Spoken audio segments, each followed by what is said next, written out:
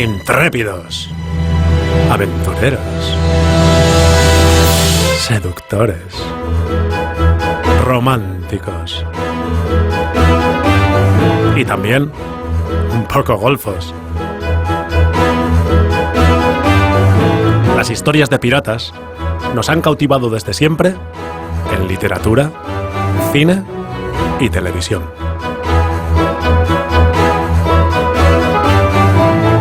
La piratería es tan antigua como la navegación misma. Pero, ¿qué es un pirata?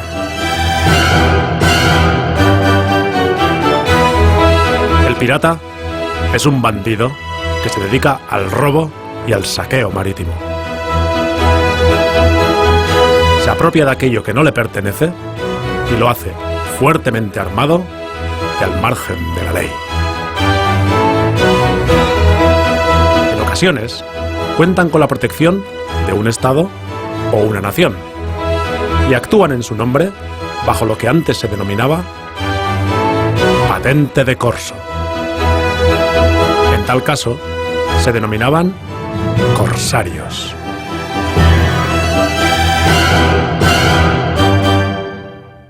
Los piratas somalíes han ampliado su radio de acción. Son 2 de los piratas. El ejército intentó capturar a los piratas. Finalmente la fragata Canarias alcanza el esquife y captura a los 2 piratas. Unos 60 piratas se repartirán el botín de 2,5 millones de euros. Ha habido fuego en el Interturno 2, repeliendo a los piratas. Tenemos 63 piratas a bordo ahora mismo. La treintena de piratas a bordo están muy armados, consumen alcohol y son muy agresivos. El infierno de Somalia.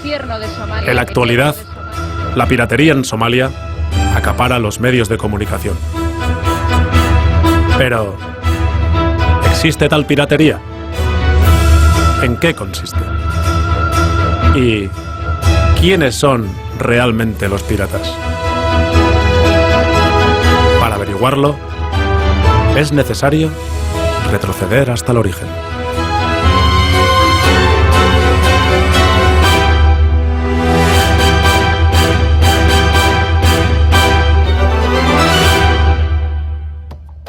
Somalia fue colonizada durante el siglo XIV por Italia e Inglaterra. Consigue su independencia en 1960, pero el gobierno democrático dura tan solo 9 años. En 1969, el dictador Mohamed Siad Barre lanza un golpe de Estado y se hace con el gobierno. Lo consigue con el apoyo incondicional de los Estados Unidos. Y no en vano. Gracias a ello, las principales compañías petrolíferas yanquis obtienen importantes contratos para explotar el petróleo existente en el país. Situada en el Cuerno de África, Somalia ocupa una posición geoestratégica fundamental para las rutas de transporte marítimo que unen Europa y Asia. Más de 20.000 barcos de carga atraviesan cada año sus costas por el Golfo de Adén, transportando más del 10% del comercio mundial. Y por allí transita también gran parte del petróleo extraído de Oriente Medio. Desde hacía tiempo, naciones regionales y potencias extranjeras se la disputaban como punto estratégico para las rutas del transporte marítimo. El mandato militar de Siad Barre se prolonga hasta 1988, cuando el movimiento nacional somalí se rebela contra su dictadura. El levantamiento da lugar a una sangrienta guerra civil que se prolonga hasta 1991, año en el que Siad Barre se ve obligado a abandonar el poder y huir del país. Pero su marcha no trae la paz. Ante el vacío de poder, varios clanes se enfrentan entre sí para hacerse con el control del país, lo que ha impedido la existencia de un gobierno estable hasta la actualidad.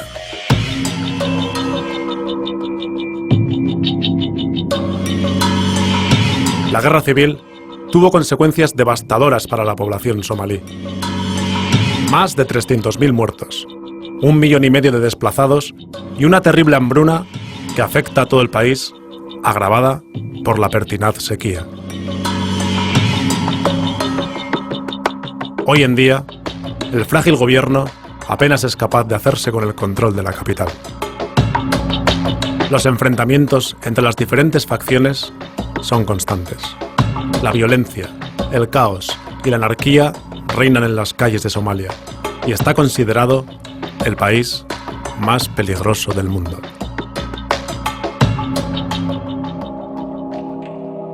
Aprovechando esta situación caótica, sin control ni gobierno, multitud de barcos de pesca procedentes de varios países comienzan a faenar sin licencia alguna en las aguas frente a Somalia, incluidas sus aguas territoriales.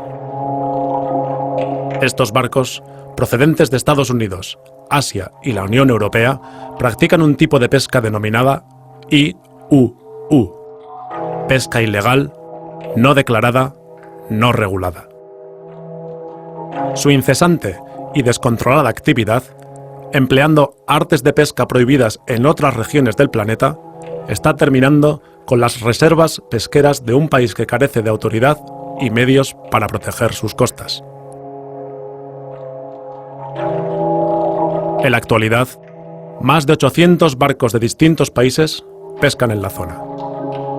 Se estima que los ingresos anuales generados por la pesca ilegal ascienden a más de 450 millones de dólares. La pesca de atún ha experimentado un vertiginoso e insostenible incremento en los últimos 10 años. Tan solo la flota atunera, compuesta fundamentalmente por España, con el 60% de las capturas, y Francia con el 40%, captura en Somalia unas 500.000 toneladas de atún al año.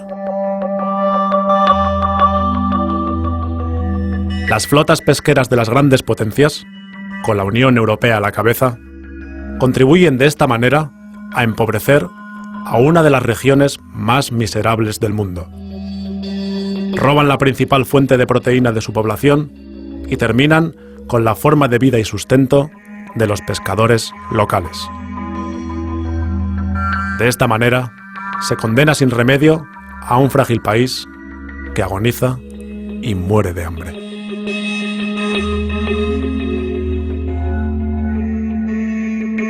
Desde 1990, la comunidad somalí ha protestado reiteradamente ante la ONU y ante diversos organismos internacionales. Sus protestas nunca han sido ni escuchadas ni atendidas.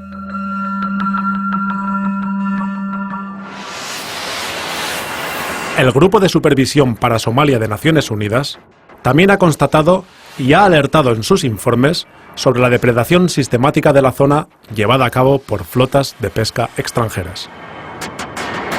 La ONU tampoco atiende a sus propios supervisores y no ha hecho absolutamente nada para detener el saqueo.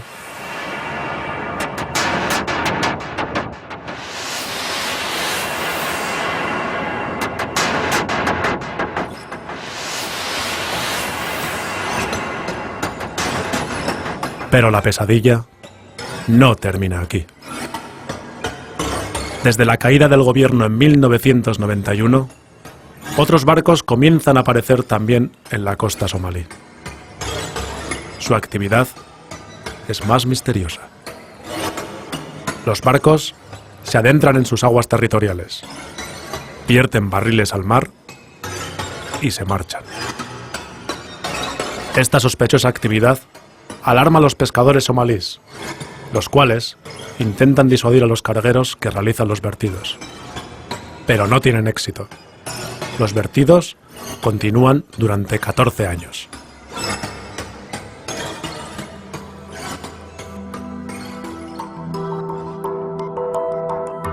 El contenido de estos barriles es un misterio hasta finales de 2004, año en el que un terrible tsunami azota el sudeste asiático. Cuando la ola del tsunami llega a Somalia, cientos de barriles son arrastrados contra la costa. Los barriles se rompen. Hay fugas. El contenido sale a la superficie y termina en las playas. La gente de la zona empieza a enfermar. infecciones de vías respiratorias, hemorragias intestinales, extrañas reacciones químicas en la piel y más de 300 muertes repentinas causan alarma entre la población. Al cabo de un tiempo, se dan nacimientos con malformaciones y diversas enfermedades. Nick Nuttall, portavoz del Programa de Medio Ambiente de Naciones Unidas, explicó que cuando los envases se rompieron por la fuerza de las olas, los contenedores expusieron a la luz una actividad espantosa. Somalia está siendo utilizada como vertedero para desechos peligrosos desde comienzos de los años 90 y continuó desde la guerra civil desatada en ese país. La basura es de muy diversas clases. Hay desechos radiactivos de uranio, la basura principal, y metales pesados como cadmio y mercurio. También hay basura industrial, desechos de hospital, basuras de sustancias químicas y lo que se desee nombrar. Lo más alarmante aquí es que se está descargando basura nuclear. La basura radiactiva está matando potencialmente a los somalíes y está destruyendo totalmente el océano. Ahmedou Ould Abdallah, representante especial de la ONU en Somalia, declaró a Al Jazeera que las descargas de desechos tóxicos siguen teniendo lugar en la actualidad. El diplomático afirmó que poseía informaciones fidedignas de que son corporaciones europeas y asiáticas las que están descargando químicos tóxicos y residuos nucleares en las costas de Somalia. Sí, las Naciones Unidas enviaron a sus representantes para constatar la catástrofe. Y sin más, se cerró el capítulo. Por el momento, no ha habido un solo juicio, detención o condena por estos actos criminales.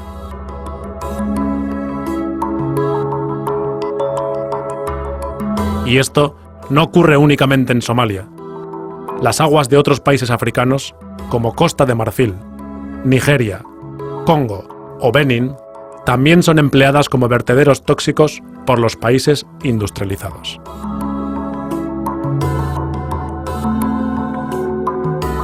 Tan solo en el año 2001, llegaron a África 600.000 toneladas de desechos tóxicos. El continente africano se ha convertido en el basurero de los desechos radiactivos generados por los países ricos.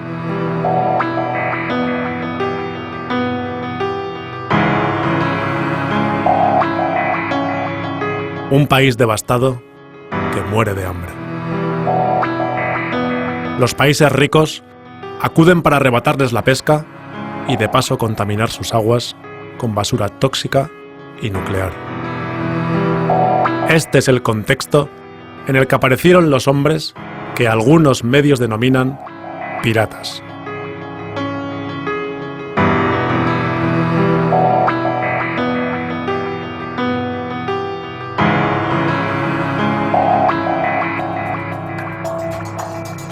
Ante esta situación de absoluta indefensión, algunos pescadores reaccionan de una manera desesperada.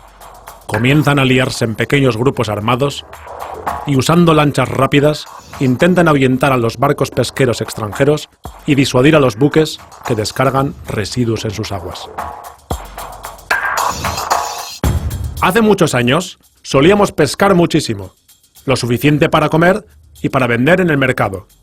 Pero después llegaron los buques extranjeros de pesca ilegal, que muchas veces vuelcan productos tóxicos que diezman las reservas pesqueras. No me quedó alternativa. Se hacen llamar a sí mismos guardacostas voluntarios de Somalia y cuentan con el total apoyo de la población local. Según una encuesta, el 70% de la población somalí apoya fuertemente esta actividad como una manera de defensa de las aguas territoriales del país. Uno de sus líderes, Sugule Ali, explicó sus motivos. Poner alto a la pesca ilegal y a las descargas en nuestras aguas. No nos consideramos bandidos del mar. Consideramos que los bandidos del mar son quienes pescan ilegalmente y descargan basura. Pero inicialmente, nadie les toma en serio. Las flotas pesqueras extranjeras siguen faenando impunemente y los vertidos tóxicos continúan.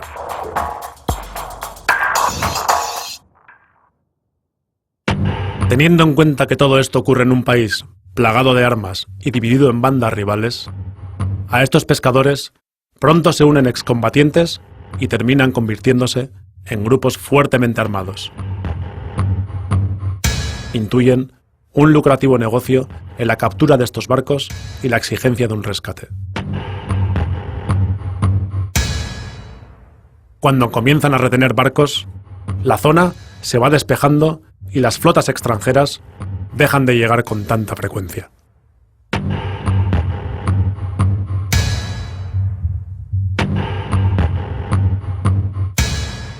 Las grandes potencias ven ahora amenazado su lucrativo negocio pesquero y se ven privados de su particular y muy económico vertedero de desechos tóxicos y nucleares.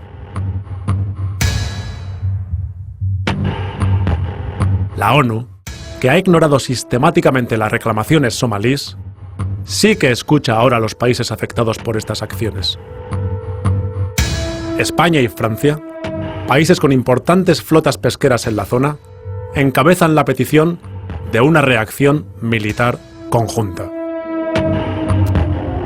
De esta manera nace la Operación Atalanta.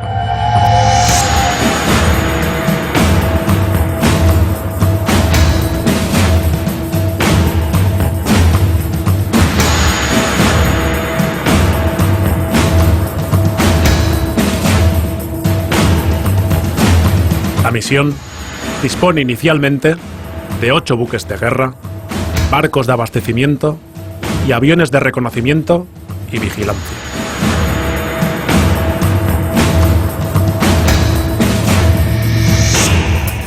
Tras el fracaso inicial de la operación, se amplía su plazo y dotación, con más de 20 navíos y 1.800 militares. El coste estimado para el Estado español asciende a más de 6 millones de euros mensuales. La seguridad privada de los atuneros gallegos y vascos asciende a medio millón de euros mensuales.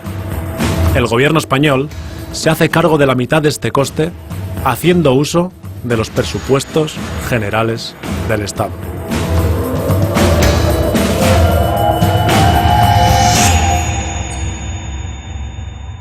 Recordemos la definición de pirata. Roban en el mar, apropiándose de lo que no les pertenece. Realizan sus acciones fuertemente armados. Y en ocasiones cuentan con la protección de un Estado o de una nación. Pero, ¿por qué razón pescan allí estas flotas? ¿Acaso no lo pueden hacer en sus aguas territoriales? ¿En sus océanos? No. Y la causa de ello es terrible. Ya no queda nada que pescar. Han arrasado y esquilmado todos sus caladeros. Los países ricos han exterminado la vida marina de sus propios océanos. Los sistemas de pesca de los países capitalistas se han industrializado. Los ecosistemas marinos se explotan al límite con el fin de maximizar los beneficios. Se destruye la capacidad de regeneración de las especies marinas. La cadena alimentaria se rompe y las especies se extinguen. Según denuncia Greenpeace Internacional, al menos un cuarto de todas las criaturas marinas capturadas son arrojadas de vuelta al mar, muertas. Ballenas, delfines, albatros, tortugas, son lo que la industria pesquera denomina frívolamente capturas accesorias. Desde los mares del norte al Golfo de Vizcaya, el Cantábrico y el Mediterráneo, se ha agotado y destruido el hábitat de la mayoría de las especies. El profesor de Historia del Pensamiento Político José Carlos García Fajardo afirma: por eso, nuestras flotas europeas se fueron en busca de los ricos caladeros de África, Latinoamérica y Asia. En muchos países se sirvieron de gobernantes sin escrúpulos, de la falta de medios para defender la pesca en sus propias aguas o de las falsas empresas mixtas creadas para esquilmar sus riquezas. En el año 2006, tratando de proteger sus recursos naturales, Senegal deja de renovar los acuerdos pesqueros con los países de la Unión Europea. Pero parece imposible detener a las flotas pesqueras capitalistas. Estas burlan las leyes creando empresas mixtas, comprando licencias a otros países y ondeando banderas de conveniencia. Actualmente, a través de Internet, se puede comprar una bandera de conveniencia en unos minutos y por menos de 500 euros.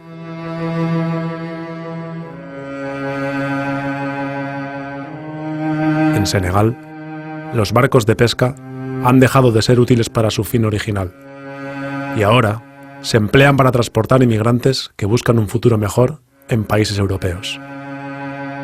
Paradójicamente, los mismos países que les han arrebatado su futuro. En Somalia, los barcos han dejado de ser útiles para la pesca y ahora se emplean para la piratería.